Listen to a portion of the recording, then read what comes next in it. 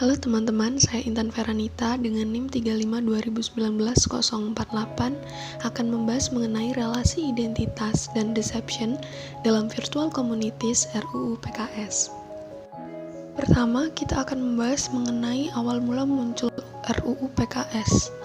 Pada tahun 2015 muncul inisiatif untuk membentuk dan mengesahkan suatu rancangan undang-undang untuk menghapus kekerasan seksual.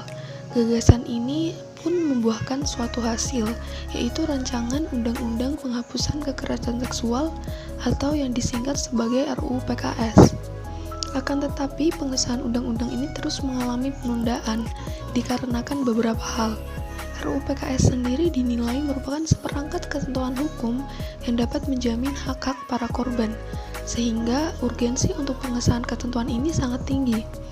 Indonesia juga mulai menggencarkan pembahasan untuk pengesahan rancangan Kitab Undang-Undang Hukum Pidana atau RKUHP yang selama ini pembahasannya mengalami kebuntuan. Kitab Undang-Undang Hukum Pidana atau RKUHP yang selama ini masih merupakan warisan kolonial Belanda membuat para legislator berinisiatif untuk mengesahkan RKUHP yang masih dalam tahapan pembahasan. Pada akhir 2017 muncul beberapa kontroversi yang menyatakan bahwa ketentuan dalam RKUHP terkait kejahatan asusila berpotensi menaruh para korban, khususnya perempuan, dalam posisi yang tidak menguntungkan, bahkan berpotensi untuk mengkriminalisasi korban. Maka dari itu RUU PKS dinilai lebih utama untuk mengganti RKUHP tersebut. Selanjutnya kita akan membahas teori identitas dan hubungannya dengan RUU PKS. Identitas sendiri tercipta karena adanya makna dan simbol. Di dalam identitas, bagian yang terpenting adalah interaksi, offline maupun online. Individu-individu yang berada dalam hubungan selalu menciptakan sekumpulan harapan, memperkuat harapan-harapan lama, atau merubah sebuah pola interaksi yang sudah ada.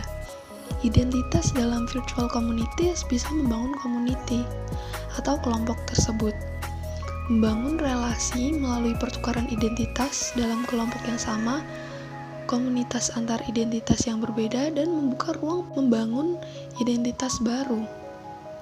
Begitupun juga RUU PKS yang menciptakan harapan untuk menghapus kekerasan seksual, lebih terkhusus pada penjaminan hak-hak para korban pelecehan seksual.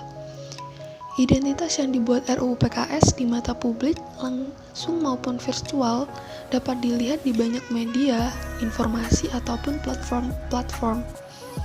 Mengenai virtual communities, RUU PKS ini banyak terbentuk dari feminis-feminis yang mendukung pengesahan RUU PKS sendiri. Terdapat di berbagai sosial media pula, dari Facebook sampai akun-akun YouTube. Selain teori tentang identitas, ada juga teori tentang deception. Deception sendiri dimaknai dengan manipulasi. Konten yang berada di web ataupun sosial media dapat dimanipulasi oleh si pengirim atau si pembuat kontennya. Deception in social media tidak berarti bisa dilakukan secara mudah, kembali lagi pada calon korbannya.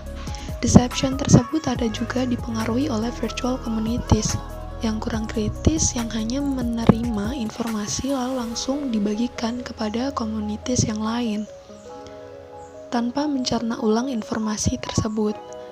Banyak terjadi deception mengenai RUU PKS sendiri, seperti penyalahan arti dari nama RUU PKS yang dianggap sebagai partai komunis sampai dituduh RUU PKS atau penghapusan kekerasan seksual ini setuju dengan adanya perzinahan, seks bebas, dan aborsi.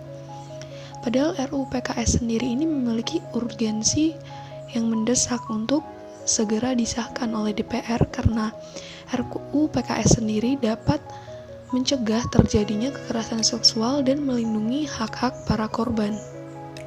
Dari pembahasan kita tadi dapat disimpulkan bahwa dalam identitas RUU PKS membentuk identitasnya sebagai pencipta harapan untuk menghapuskan kekerasan seksual, lebih terkhusus kepada menjamin hak-hak para korban pelecehan seksual.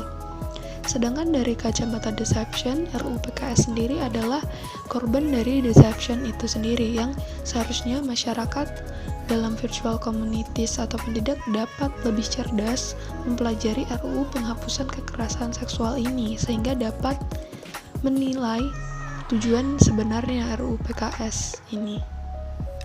Sekian pembahasan yang dapat saya sampaikan, semoga menambah informasi bagi yang menonton. Terima kasih.